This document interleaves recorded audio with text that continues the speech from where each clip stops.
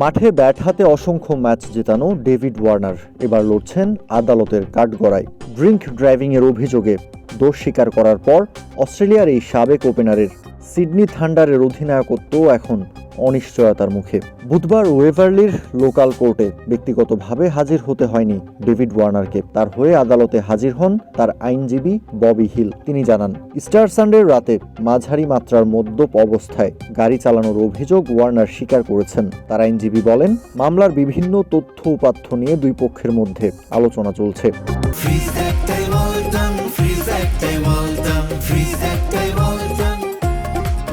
ঘটনাটি ঘটে গত 5 এপ্রিল। সিডনির পূর্বাঞ্চলে পুলিশের নিয়মিত সড়ক তল্লাশির সময় থামানো হয় ওয়ার্নারের গাড়ি। প্রাথমিক পরীক্ষায় অ্যালকোহলের উপস্থিতি ধরা পড়ার পর তাকে মারুব্রা পুলিশ স্টেশনে নেওয়া হয়। সেখানে দ্বিতীয় দফার ব্রেথ টেস্টে তার রক্তে অ্যালকোহলের মাত্রা পাওয়া যায় 0.104, যা অস্ট্রেলিয়ায় অনুমোদিত আইনি সীমার দ্বিগুণেরও বেশি। মে মাসেই স্পষ্ট হয়ে গিয়েছিল ওয়ার্নার দোষ স্বীকার করবেন। তখনই তার আইনজীবী বলেছিলেন, ওয়ার্নার জানেন তিনি ভুল করেছেন। গাড়ি না চালিয়ে উবার ডাকলেই সবকিছু এড়ানো যেত। ওয়ার্নার স্বীকার করেছেন এটা ছিল একটা বেপরোয়া সিদ্ধান্ত। ওয়ার্নারের আইনজীবী হিল আরও জানান, গাড়িতে ওঠার আগে এক বন্ধুর বাসায় 3 গ্লাস ওয়াইন পান করেছিলেন ওয়ার্নার। সংবাদ মাধ্যমের সামনে আইনজীবীর মন্তব্যও ছিল বেশ আলোচিত। তখন তিনি বলেছিলেন, প্রভুর পুনরুত্থানের দিনে 1 গ্লাস ওয়াইন পান করা অপরাধ নয়, কিন্তু অপরাধ হলো উবার নেয়ার বদলে গাড়ি চালানোর ভুল সিদ্ধান্ত নেওয়া। তার দাবি, পুলিশ ওয়ার্নারকে থামানোর মাত্র 11 মিনিট আগে ওয়ার্নার শেষবারের মতো মদ পান করেছিলেন। আইনজীবীর ভাষ্য অনুযায়ী ওয়ার্নার নিজের ভুলের জন্য গভীরভাবে অনুতপ্ত।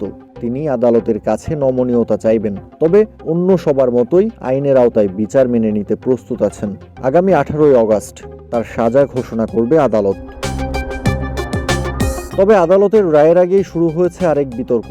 সিডনি থান্ডারের অধিনায়ক হিসেবে ওয়ার্নারের ভবিষ্যৎ নিয়ে এখন প্রশ্ন উঠেছে। এ বিষয়ে ক্লাবটার সঙ্গে যোগাযোগ করা হলেও তাৎক্ষণিক কোনো মন্তব্য পাওয়া যায়নি, এমন খবরই প্রকাশ করেছে ক্রিকইনফো। ওয়ার্নার গ্রেপ্তার হওয়ার পরই কঠোর অবস্থা নেয় ক্রিকেট নিউ সাউথ ওয়েলস। সংস্থাটির প্রধান নির্বাহী লি জার্মন জানান, অভিযোগগুলো অত্যন্ত উদ্বেগজনক। আমরা বিষয়টিকে খুবই গুরুত্বের সঙ্গে দেখছি। নিরাপদ সড়ক ব্যবহারের পক্ষে আমরা দৃঢ়ভাবে অবস্থান করি, মদ্যপ অবস্থায় গাড়ি চালানোর পক্ষে নয়।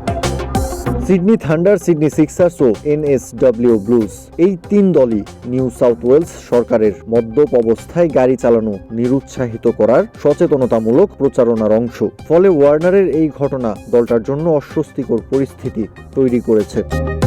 পাকিস্তান সুপার লিগে করাচি কিংসকে নেতৃত্ব দিয়ে ইস্টারের ছুটিতে দেশে ফেরার পরই এই বিতর্কে জড়িয়ে পড়েন ওয়ার্নার। এটাই অবশ্য তার ক্যারিয়ারের প্রথম বিতর্ক নয়। এর আগে 2018 সালে দক্ষিণ আফ্রিকায় বল টেম্পারিং কেলেঙ্কারিতে জড়িয়ে আজীবন নেতৃত্বের নিষেধাজ্ঞা পেয়েছিলেন ওয়ার্নার। পরে 2024 সালে সেই নিষেধাজ্ঞা প্রত্যাহার করা হলে নতুন করে নেতৃত্বের সুযোগ পান তিনি এবং সিডনি থান্ডারের অধিনায়ক হন। কিন্তু নতুন এই বিতর্কে সেই অধিনায়কত্ব আবারও হারানোর শঙ্কায় পড়েছেন অস্ট্রেলিয়ার এই তারকা ক্রিকেটার।